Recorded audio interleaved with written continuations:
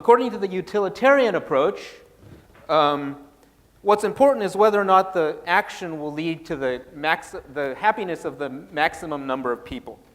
That is, the most right action is the one that maximizes happiness in the world. And hopefully that's an answer that sort of appeals to the scientists and engineers in this room, because now we start with this kind of fuzzy idea about what's good, what's bad. It's kind of fuzzy, abstract. And now we've turned it into a question that's sort of more concrete. Okay, it's just a matter of maximizing happiness in the world. Of course, we're still left with the question of, okay, how do you quantify happiness? Okay, that's a difficult issue, so I won't touch it today. Okay, but I'm just raising this, okay. Second, okay, here's my second type of goodness. Epistemic goodness. Now, epistemic is a word that philosophers love to use, but it means having to do with the acquisition of knowledge, the production of knowledge. And I'm going to call an action epistemically good if it results in the production of knowledge, and I'm going to call an action epistemically bad if it hinders the production of knowledge. Okay, now I told you that the central question of moral philosophy is the question of what makes an action morally right or wrong. Similarly, the question of what makes an action epistemically good or bad is a central question of philosophy, and it has been for a very long time, although people don't really usually think of it this way. Now, I'm not a moral philosopher, okay, but I do philosophy of science, and so this is the sort of question that I have been dealing with. Now, a lot of people wonder why philosophers might be interested in science. Well, okay, so you heard I'm not just a philosopher. I do have kind of a background in science, okay. And I tell people that my background in science has been a very good preparation for becoming a philosopher. Sorry about that. And people are always like, what? Why? Once a person told me, but science and philosophy are polar opposites of each other. Okay, and so I can only assume that a person who thinks this thinks that philosophy is just unbridled speculation. Okay, but no. Most of us philosophers think that there are standards for philosophy. We think there's good philosophy and there's bad philosophy. Of course, we don't always agree about what the good stuff is and what the bad stuff is. But one thing is that, well, science seems to do that pretty well. In fact, it does it so well that many philosophers throughout history have thought, okay, we should look to science as a model for how to do philosophy. So there's my picture of Immanuel Kant. That's an 18th century philosopher who a lot of people think is the greatest philosopher of all time. And this book, The Critique of Pure Reason, many people regard that book as the most important book of philosophy.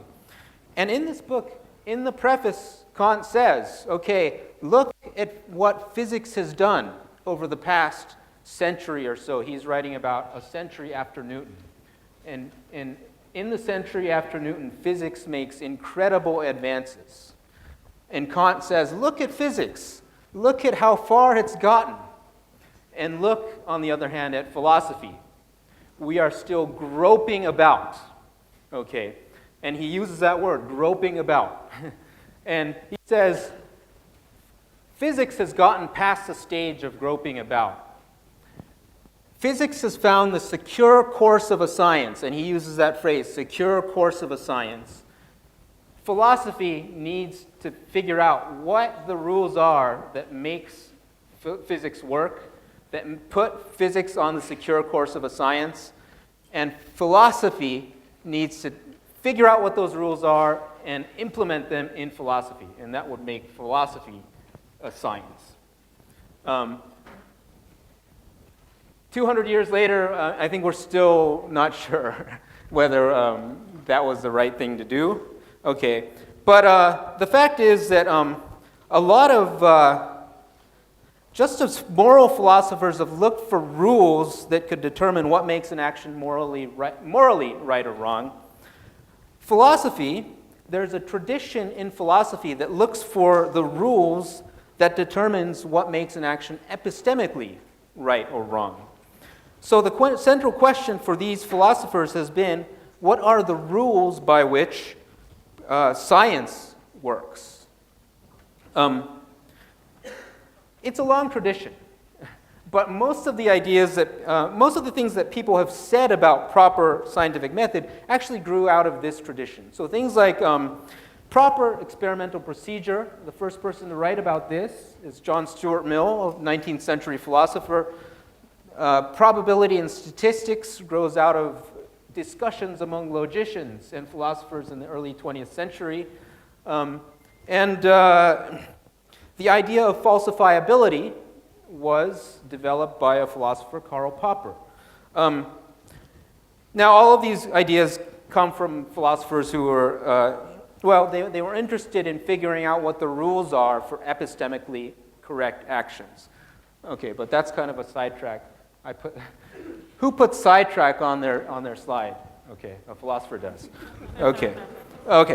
I've told you about moral goodness and epistemic goodness. Okay, and remember, I was looking at this list, okay, and I told you that the things in this list involve both moral goodness and epistemic goodness.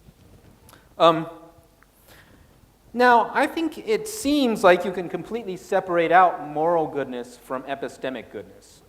So, that is, a morally bad action can be epistemically good, and a morally good action can be epistemically bad. So here's an example of a morally bad but epistemically good action. Suppose I'm doing experiments, right, that will almost certainly lead to a huge advance in medicine, okay? But these experiments involve putting a large number of animals in pain, or indeed killing a lot of them. Now, of course, it depends on what you think about the morality of killing animals. But I think a lot of people are going to think that this action is, well, it's probably morally bad, okay? But epistemically, it's going to be good because, well, it leads to new knowledge. Here's an example of a morally good but epistemically bad action. Suppose that for some reason, I put all of the data that would almost certainly result in a radical new theory of science. I leave it all on one single hard drive. Okay. Unfortunately, there's a fire in my lab, okay, and I'm faced with a dilemma. Okay, I can save my lab assistant who is slumped over her desk, okay, or this hard drive. Okay. Well, I think, most people would agree that if I save my lab assistant, that's a morally good action, okay? But it's epistemically bad. It hinders the production of knowledge. Okay, so these aren't supposed to be definitive examples. They're supposed to help you see the difference between moral goodness and epistemic goodness. Now, it strikes me that in the lists that we just saw, both of these senses of goodness are at work, and in some cases they're intertwined. Okay, so I don't have that. So let me just sort of skip on. Okay, but they're intertwined in those categories. Okay, now that we've made this distinction, let's think about the relation between moral goodness and epistemic goodness. There are a lot of different ways in which moral goodness and epistemic goodness can get intertwined. Let me talk about two such ways. In the first way, okay, we need to have knowledge in order to make a proper moral choice. So a good example of this is climate change. The choices we make over the next few decades about the use of greenhouse, with regard to greenhouse gases, could potentially affect billions of lives. Okay, in order to make these choices, we need to make sure that we have proper knowledge. That is, we need to make sure that the actions we take will properly result in knowledge. Okay? So in this case, moral goodness and epistemic goodness overlap to a great extent. So bad statistics and biased studies, in this case, turn out to be epistemically and morally bad. Okay. But there's another way in which moral goodness and epistemic goodness can get intertwined. This is when, in order to acquire knowledge, you have to do something morally questionable. That's a possibility, I claim. So in these cases, moral goodness and epistemic goodness sort of pull in opposite directions. And an interesting question then arises. How do you weigh moral goodness against epistemic goodness? Okay. Let's go back to the example of the fire in the lab. Okay. Again, all the data that is necessary for a huge advance in science is put on a single hard drive. Okay. And a raging fire breaks out, and there's my lab assistant slumped over her desk. Okay. So do I save my lab assistant or the data? Okay. Now let me tweak the scenario a bit, okay? Suppose I know that the data will result in the development of a new miracle drug that will save millions of lives, okay? Should I save my lab assistant or the data? What do you think? How many would save my lab assistant? Wow, that many of you, okay. How many of you would save the data? Okay. Wow. I'm surprised that more of you won't save the data. The reason why, of course, is that, well, it's really a moral choice. Okay. This is a moral choice. Should I choose to save one person, the lab assistant, or should I choose to save the millions of other people?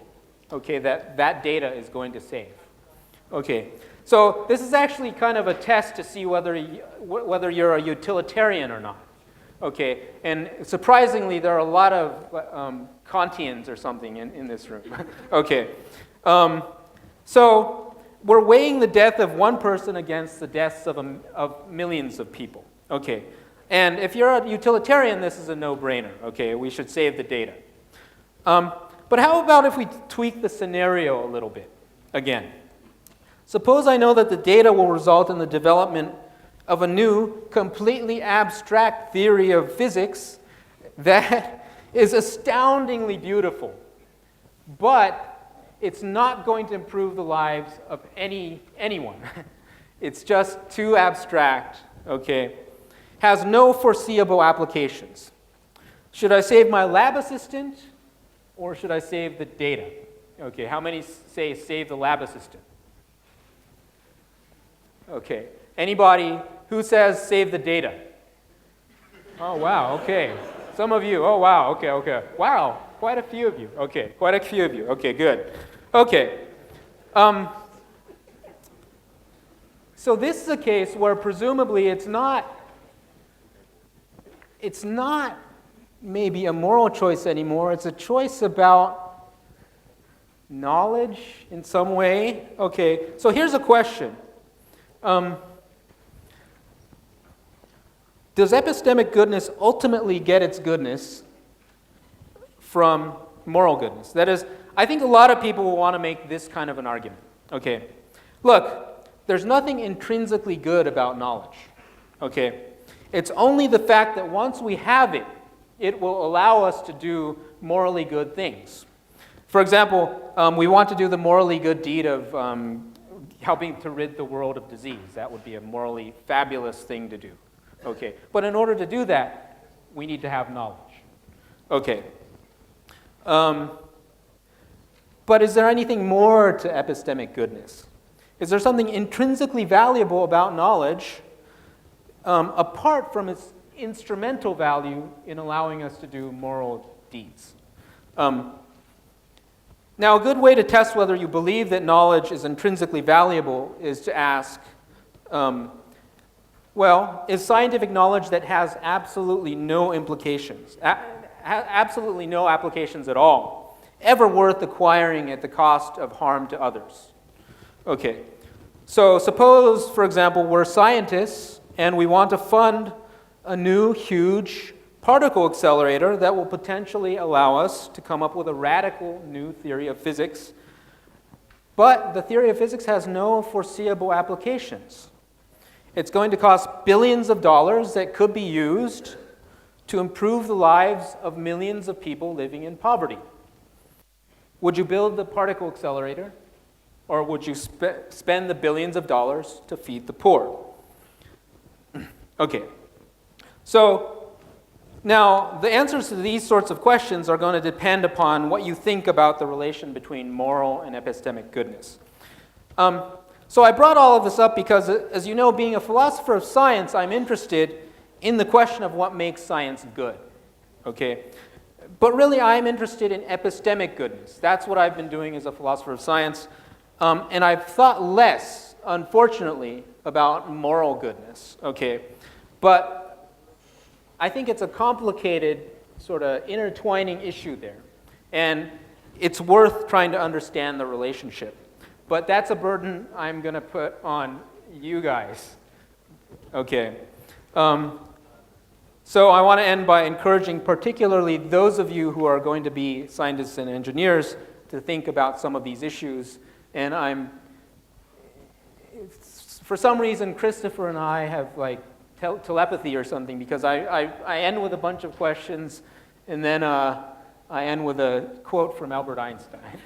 So there you go.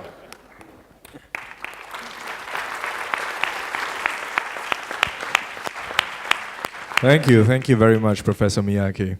Once again, he was our second speaker, very thought-provoking, very inquisitive. And for those of you who have questions, once again, feel free to go and tweet about it at #NTUWow. How are you guys doing today? Are you still with me? All right, fantastic. Lots of energy there. And on that note, I would like to steal one thing from Professor Cummings a little earlier. You know, you did this true and false thing, a little earlier. I would just like to leverage on that a little bit right now. So I'm going to ask 2 true or false questions, and we'll move on to the next speaker from there. True or false question. We are halfway through with 2 speakers. First, true or false question. You've enjoyed this immensely so far. All right, that's the right answer. Fantastic. Thank you. The next question, be very careful how you answer this one. You've enjoyed my emceeing so much so far. All right, I noticed that some of you have wrong answers out there, but we'll work on it. And that brings us very nicely to the third speaker, Ms. Diane Smore. Ms. Diane Smore is a deputy university librarian at NTU Libraries. Originally from Canada, she has lived and worked as a librarian in Canada, Qatar, and Hong Kong before landing here in Singapore in 2012. She is convinced that Singapore and her hometown of Toronto have at least 10 major things in common, so she feels very much at home here. A big round of applause to welcome her here to Singapore. Thank you.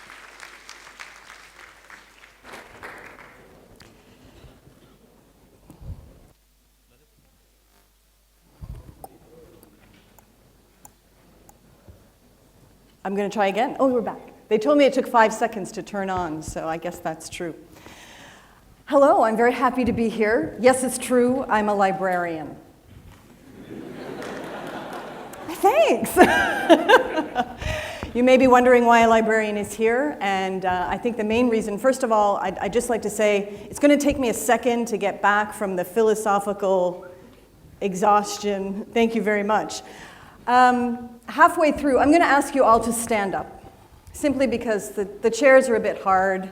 Stand up for a second, take a stretch.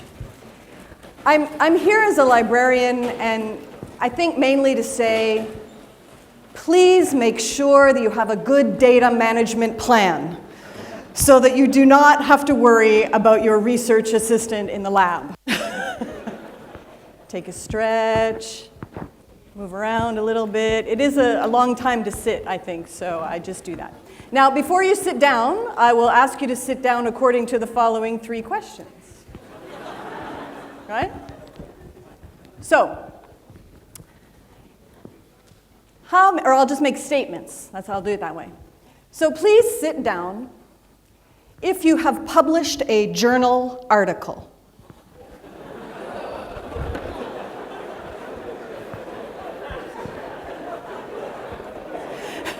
Now, some of you are worried you might be standing for the next 20 minutes, right?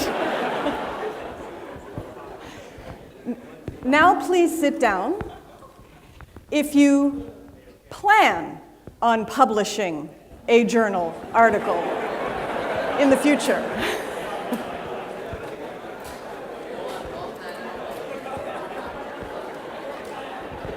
Okay, everybody can sit down at the same time. I don't want you to feel... That was really just a get some blood circulating sort of thing. I'm very, very happy to be here today. I am a librarian, as we said, and that seems to always get a laugh. I'm not quite sure why. But my role in the world is really about taking care of knowledge, right? That's what libraries do. We used to do it by buying books and preserving them and protecting them. Now we do it in ways such as licensing electronic journals and making them accessible to you. So our real job is looking at scholarly communication. That's what libraries do. That's what librarians are involved in. So today I'm going to very, very briefly introduce you to, I'm not quite sure how much experience people have. So I'm going to very briefly introduce you to the sort of traditional and some alternative models of these three areas: publishing, peer review, which of course is together with publishing, and research impact, or how researchers are evaluated for their work. Now, I'm going to talk about these, and while I do that, I hope what you're thinking is, what kind of an academic world do you want to live in the future? Because it's really, these things change all of the time, and you're the young researchers, young scientists. So as you learn about these models, be asking yourselves, what do you want it to look like? What part do you want to play in shaping the future of these areas? Currently, we hear a lot about the sort of the publish and perish or perish model, right? We all hear that. So is science really too much about publishing? How much you publish? A few good articles isn't enough anymore, right? It's got to be a lot. Not only do you have to publish a lot of articles, you have to publish them in certain places, right? Only the best journals. So does this kind of pressure, does it actually add to the scientific endeavor, or does it take away from it in some way? So these are questions that I hope young scientists and researchers are thinking about all the time. So, by way of intro, I'm just going to put this in my pocket. Yeah, it's the publish or perish picture. So, how many of you recognize this? What is this? Maybe you don't recognize it. What is it? It's a journal. Considered to be the first by many. I like the title. Philosophical Transactions, giving some account of the present undertaking, studies, and labors of the ingenious in many considerable parts of the world. Commonly known today as Philosophical Transactions, many parts. Still a very highly reputable journal. So you all know what a journal is? Yes? Put up your hand if you know what a journal is. Just play with me for a minute. Thank you, thank you. How about this? How many of you know what this is? Anybody? Sorry? DNA. I think that's what it said. Not quite. Maybe not as familiar. Actually, I am going to talk about this, and you will know what this is someday very soon. Maybe today. So, journal publishing. Maybe you already know this. I'm going to do a very quick run-through of the current journal publishing ecosystem as we live in it today. We have scholars such as yourselves. We do some research. We write up our research for the record, the scholarly record of that research in journal articles or papers or conference papers. and then we give them to publishers, right? We hand it over, and in so doing, we sign over the copyright. You know, that's what we do because we need them to publish them for us and make our work known.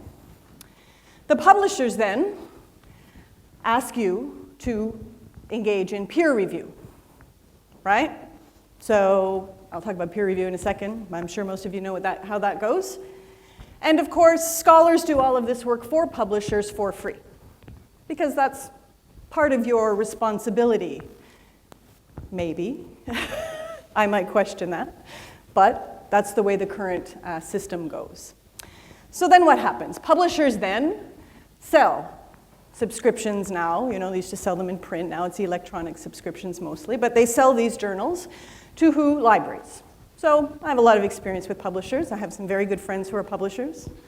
Does that sound like one of those terribly, you know, I'm not sexist or racist or against publishers in any way? I have good friends who are publishers. So they sell them to libraries. And then what do libraries do with them? They provide access to the scholars. Great model, right? All good. So who's paying for all of this? Universities, research institutions, funding bodies, etc., pay for this, right? They pay both the scholars, they pay research grants, you know, both in terms of salaries, etc., at universities or research centers. They provide research grants, funding, etc. They also give money to the libraries, university libraries, and pay incredible amounts of money for my salary. No, not for my salary, but for those very expensive subscriptions to journals and databases. So the other little thing is that, of course, the prices that publishers are charging for journals have grown exponentially over the past 20, 30 years. I won't actually spend a lot of time on this, and there's a few reasons there, including the third one, which I would never say out loud, especially if I'm being videotaped. But I mean, to be fair, it is a commercial publishing business. So the goal is to make money, make profit. I wish I had put a lot of money into stocks of traditional academic publishers about 20 years ago. I wouldn't advise it today, however. Why? Because I'm very happy to say that the publishing ecosystem today does now also include the models of open access, which are now very quickly, because they've been around for a long time, but they are now really starting to get some traction. So there are two ways for open access. One is called the gold route, and these are full open access journals, which I'll talk about again in a minute. So there are over 8,000 fully open access journals. The other way is called the green route, which is where we have open access archives. Does anybody know of any open access archives? I heard it, well done. DRNTU. Affectionately known as Dr. NTU, I don't know why. DR is Digital Repository of NTU. So a little bit more about those two routes or models. In the gold open access model, these are fully open access journals. Anybody know any? Sorry? IOP, Institute of Physics, might have some. The fully ones that I'm really because I'm going to say in a minute, some traditional publishers are now putting out open access ones as well. So the really well-known open access ones are things like the Public Library of Science, the PLOS journals, Biomed Central journals, things like this. So completely open access, all articles, all available. Oops. Now, the green route is the part that people get confused about, let me tell you. So this is where you can publish in any journal of your choice. So it could be one of the commercial publishers like Elsevier, Springer, Wiley. These are those big ones that I would never say profiteer off of your work in any way whatsoever. But so you publish there, but you then deposit a version of your article in an institutional repository. Okay, that version is usually your final manuscript version, because that's the version that those publishers allow. And why do you need them to give you permission? Because you signed over your copyright. Okay. So for gold open access, I mean, publishing does cost money. There are value-added services there. The costs are usually covered by what they call APCs, article processing charges, paid for by authors, funders, etc. So there's some pros and cons there that I don't really have time to talk about. In the green route, whether you can deposit in an institution depends on the publisher's policies. Now, most of them, for a number of reasons, are now allowing this, so do talk to us. There's also the hybrid version, where traditional publishers are now starting to allow you to decide. So maybe it's a subscription paywalled journal, but for my one article, I want it to be free to the world, so I can pay money to make that happen. Some people call this double dipping by publishers because they get the money from the article processing fees and then also from the subscription. Oops, sorry. Topic number 2, peer review. So again, I'm going to be very quick on all of these topics. I'll give you a minute to read. The usual kind of joke and complaint about peer review, to be honest. But let me just say, of course, I'm not going to go into it. I'm sure you all understand peer review. It's really considered to be the gold standard of quality assurance in the scholarly community, and I certainly think it has a lot of positives to it. It is generally anonymous and confidential, at least one way. As the reviewer, I don't need to reveal myself to you. And my comments may be confidential and anonymous to the world. So if I reject this lovely young man's article, you have no idea why I did. You don't even know that his article exists.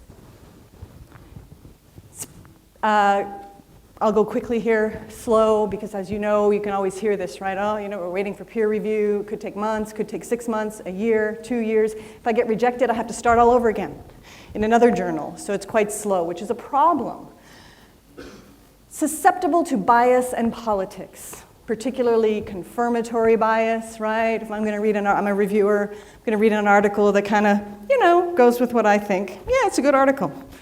Completely goes against my research or I might be a bit harsher. Also politics, interlab politics, inter-university politics. They say it's anonymous and confidential, but in today's world of specialization, it's very easy to know whose work you're reading, who's reviewing your work. So there's really a lack of transparency as one of the main criticisms about the current state of peer review, particularly with respect to decisions, and also with respect to not actually fully capturing the full scholarly record, which I'll talk about in the alternative model. So there is a small, at the moment, not quite as big as open access journals, small movement talking about open peer review. And there are journals that do use open peer review. And what that means is really, again, they're looking for more transparency. Also, sometimes they're looking to speed up that slowness. Not always. Different models have different goals. One of the things that they really want to capture is the usefulness of a reviewer's report. So for those of you who have published journals or acted as articles or acted as a peer reviewer, you know that sometimes there's a lot of back and forth. Sometimes there's a lot of excellent input coming from a reviewer to a young researcher, for example. And none of that is captured. So none of that is captured. So also that means there's no recognition for all that work that reviewers are doing. So that's a bit of a problem as well. So the open peer review model attempts to address some of these questions. I'm happy to talk more about that over lunch. Last topic, impact. The impact of your research, how you will be evaluated. This one is the real one that people get feisty over. Very quickly, again, my goal is to set the stage so we can have more questions later and talk about it more. Traditional research impact metrics, which are pretty much the only ones used in most universities these days. You guys know them, right? For those of you who couldn't hear it, there was a certain member of the NTU community in front here going, yeah, we know. So of course, this is what researchers are sort of evaluated on at NTU and all over the world, really. Quantity, as I said, number of publications. Quality, which is, they use a proxy for quality by saying the number of publications in top-tier journals. Does that really equal quality? Significance or impact. So that's the proxy used for that is the number of citations. You might have the best paper in the world, but if nobody cites it, maybe they won't cite it for 30 years. And then it'll be like the greatest paper ever written, but too late for your career, right? We have something now called the H-index. How many of you are familiar with the H-index? Just so I get a sense of how much time I should spend on it. Okay? So the H-index tries to sort of balance out quantity and significance. So it tries to, balance for that fact that the one person who comes up with that Ebola vaccine and gets a lot of citations and never does anything else, not really a great research record, or that one person who publishes tons and tons and tons of articles but never gets any citations. So the H-index in a nutshell sort of means if you have an H-index of 20, it means that no matter how many papers you've written, you have 20 papers with at least 20 citations. So that's your H-index. 20 is actually quite high. And then there's the journal impact factors, which I would need another 3 hours to talk about and complain about. This is what you hear. Oh, you have to publish in a high impact factor journal, right? High impact factor journal, high impact factor journal. How many of you know how the impact factor is calculated? Very few. Ask me over lunch. But they are often misunderstood and often misused, in my opinion. Surely there is a proxy. There's a usefulness in that proxy idea of, well, if I get accepted into a high impact journal, it must mean my work is good. Maybe, maybe not. Maybe, maybe not. And often people are also using impact factors in totally inappropriate ways. Oh, my article has a very high impact factor. No such thing. If you ever hear anybody say that, they don't know what an impact factor is. My article has a very high impact factor. Oh, here's my impact factor. Impact factors do not correspond with people or researchers, only with journals. So they're often misused. So the alternative model to the traditional metrics is, very good name, altmetrics. How many of you have heard of this? Not many, a few. You can see the splat from earlier. This is the splat. Basically, altmetrics is alternative metrics. They're usually article level, so it's not about a journal, it's not about a researcher, it's about this one article. What kind of metrics can we come up? They've really come into an existence because of social media. They're social media enabled. And so I actually believe some of the traditional impact measures are perfectly acceptable, personally, except maybe the journal impact factor. But what this does is it adds to it. So it may be complementary. So altmetrics tries to capture things like not just how many you've published or how many times you've been cited, but how many times people viewed your paper, downloaded your paper, captured it to one of these new platforms like Mendeley or Zotero. How many times your paper has been mentioned on a blog, on a scholarly blog. Maybe you get more points for that. How many times it's been mentioned in a lowly newspaper or Wikipedia article, right? How bad is that? I wouldn't be too upset about that myself. How many times you've been tweeted. So if those of you who are tweeting today, please make sure you put my name in your tweet. Title of my talk. It'll help my altmetrics score very much. So I would appreciate it. So I too will end with questions. I think all of the speakers are hoping to engage you with a lot of, get a lot of questions, but one of the ways we want questions for you as well. So here are my questions. Do our current models